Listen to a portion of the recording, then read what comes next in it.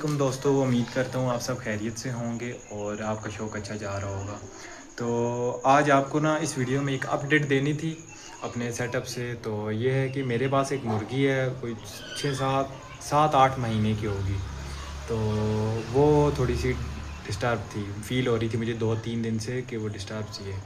तो आज जब मैं इसके पास आया तो इसको देखा, तो इसको उठाया तो ये हुआ कि उसका वज़न बहुत ही मतलब कि गिर गया था, वज़न बहुत डाउन कर गई थी और उसकी जो सीने की हड्डी थी वो बहुत ही मतलब नुमायाँ नज़र आ रही थी। तो सबसे पहले आपको उस मुर्गी का थोड़ा सा दिखाता हूँ कि वो कैसी है और फिर इसके बाद बताता हूँ इसका इलाज कैसे करना है आपने।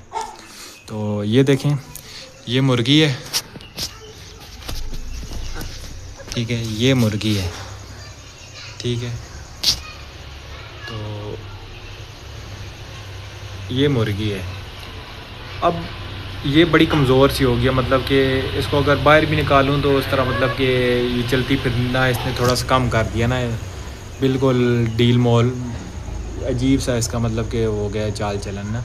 तो अब इसका ये है कि इसका इलाज शुरू करता हूँ और आपको सबसे पहले बताता हूँ आपने कैसे इसका इलाज शुरू करना है। तो जब ये ऐसी कंडीशन में जब मुर्गी होती है तो आपने क्या करना होता है कि ये बड़ी कमज़ोर हो चुकी होती है, अंदर से इसके अंदर इतनी ताकत नहीं होती कि वो अब बाहर से कोई भी इसको अद्वियात या दवा जो दी जाएगी वो उसको अच्छी तरह टैकल कर सकती है। तो इस तरह है कि आपने सबसे पहले ना इसकी ताकत बहाल करनी है।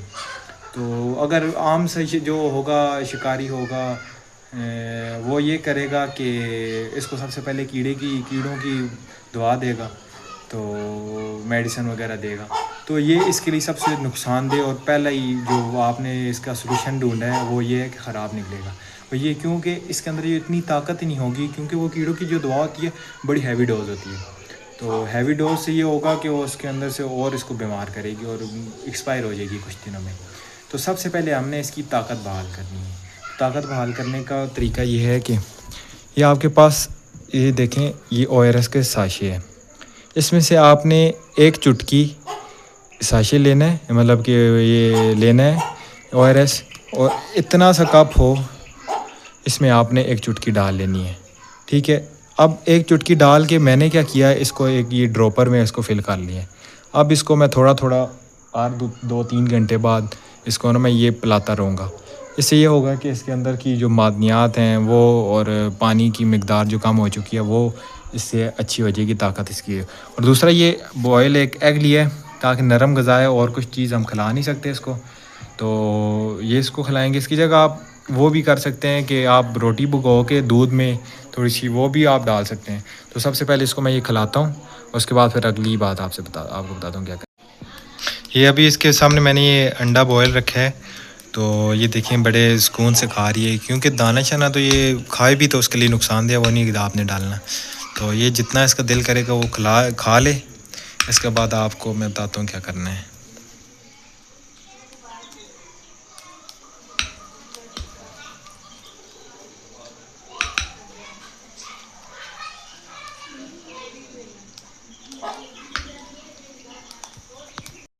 तो अब इसने क्या किया है कि वो बॉयल एग खा लिए।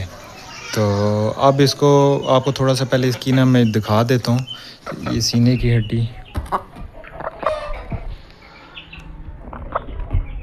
ये सामने हड्डी है पूरी ये, ठीक है, ये सारी हड्डी।